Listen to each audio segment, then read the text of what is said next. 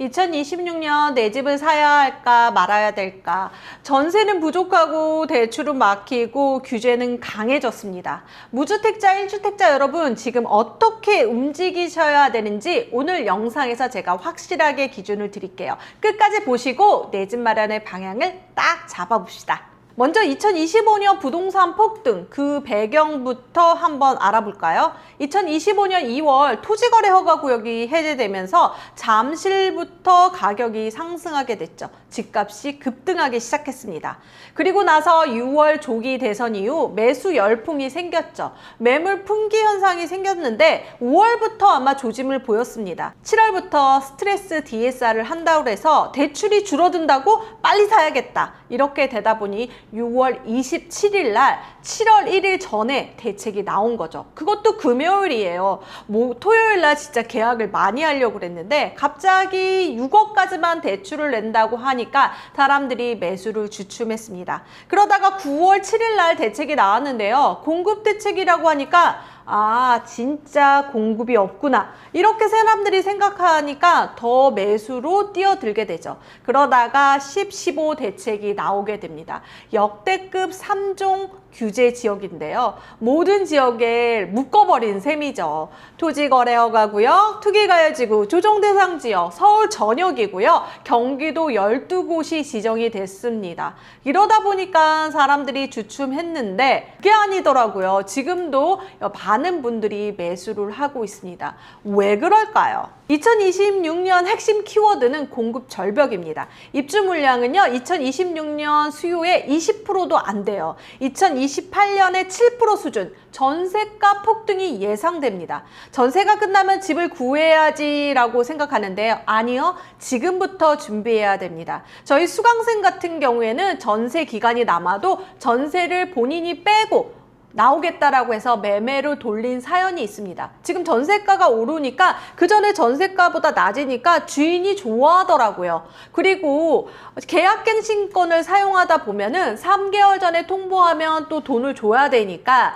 지금 약정서를 쓰고 4개월 내로 입주를 하게 되니까 잔금 날짜를 딱 정하고 나 이날 나가겠어요 라고 하는 전세입자도 많습니다. 하지만 집주인 같은 경우는 괜찮아요. 주변에 전세가 없어서 전세를 높게 낼 수 있다니까 집주인도 좋고 전세입자도 좋은 거죠. 그래서 지금 전세를 살고 있다면 빠르게 움직이셔야 됩니다. 그 중에서도 무주택자라면 지금이 타이밍인데요. 3종 규제 세트라고 하지만 무주택자는 무풍지대에 있는 거예요. 규제가 거의 없다라고 보시면 되겠습니다. 전세값은 폭등하고 입주 물량이 부족이라면 바로 매매로 전환해야 되는 거죠. 최근에 생애 최초 무주택자분이 왜 이렇게 집을 샀는지 더 알겠는데요. 저라면요. 지금 산다입니다. 연말이 갈수록 집값은 더 오른다고 판단이 되어지고요. 전세 물량이 부족하니까 내가 사는 집도 쉽게 나가니까 바로 매수를 할 수 있다라는 거죠. 그리고 작은 가능성을 따져야 됩니다. 최근에 생애 최초 무주택자분 같은 경우에는 10억에서 9억 사이의 집을 매수를 하고 돈이 있는 분들은요. 그리고 자금이 부족하신 분은 6억 언더로 사게 됩니다. 6억 언더 왜 기준일까요? 보금자리론으로 해서 소득이 적어도 대출이 조금 많이 나오는 거죠. 그래서 지금은 6억 언더인 집들이 정말 많이 팔리고 있습니다. 그리고 무주택자분 중에서 서울의 집값이 너무 많이 올랐다고 걱정하는데 저희 수강생 같은 경우는 서울의 집을 찾으려고 하다가 뒤로 돌아보니까 경기도도 좋은 거예요. 그래서 경기도에 매수하신 분이 있습니다. 매수하고 나서 정말 빠르게 매수세가 들어오다 보니까 벌써 가격이 올랐다라고 합니다. 서울뿐만 아니라 경기도도 한번 눈여겨보세요. 서울만 오르는 게 아닙니다. 그런데 아파트 값이 너무 많이 올랐어 라고 걱정을 한다면 저는 재개발 빌라를 추천해 드리고 싶어요. 재개발 빌라 같은 경우는 서울에 사도 전세를 줄 수 있고 들어가지 않아도 된다라는 거죠. 그래서 재개발 빌라 같은 경우에는 나중에 새 아파트가 되니까 아파트라고 생각하시면 좋습니다. 하지만 재개발은 좀 위험한 요소들이 많아요. 그래서 제가 재개발에 대해서 영상을 계속해서 올려드리려고 합니다. 여러분 구독 눌러주시고요. 댓글에 재개발이라고 남겨주시면 여러분들이 이런 걸 원하는구나 더 생각해서 그런 영상을 찍어 보도록 하겠습니다. 재개발 아무거나 사시면 안 됩니다. 그러면 1주택자 같은 경우에는 갈아타기 할까, 존버 할까? 이거의 기준은요, 내 집이 똑똑한가라는 객관적인 진단이 필요합니다. 정고점을 넘었냐, 그리고 지금 같은 경우 거래가 활발한가, 이런 거를 조금 따져봐야 되는 거죠. 정고점도 회복을 못하고 거래도 없다면 빨리 갈아타는 게 좋습니다.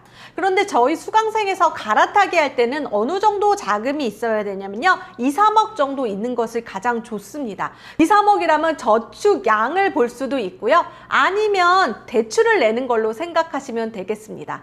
그래서 6억짜리 집을 6억으로 간다? 업그레이드라고 하거든요. 그거는 정말 비추하고요.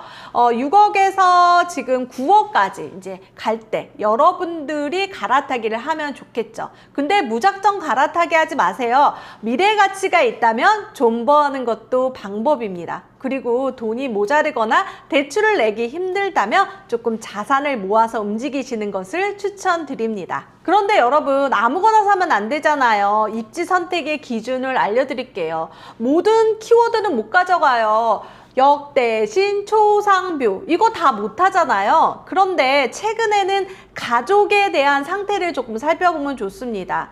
아이가 어리다라고 하면 초등학교, 초품화 단지라고 하죠. 이렇게 초등학교를 횡단보도를 건너지 않고 이렇게 안전한 통학거리를 있는 것을 좋아하는데, 또 학원가도 무시 못하더라고요. 가족 구성원들이 원하는 것들을 좀 꼭 기준을 삼아야 되는 거죠. 역 대신 초상뷰 중에서 내가 조금 우선순위가 뭔지를 판단하면 제일 좋고요. 입지 선택에서는 그래요, 누구나 좋아하는 지역은 가장 비싸겠죠. 하지만 미래 가치를 판단하는 게 좋습니다. 역 대신 초상뷰 중에서 역세권의 미래 가치는 교통망이 풀리는 그런 곳을 말하는 거겠죠. 대단지 같은 경우는 정해져 있기 때문에 그거는 어쩔 수가 없는데요. 신축은 지금 방금 얘기했던 재건축, 재개발이 거기에 해당이 될 것 같습니다.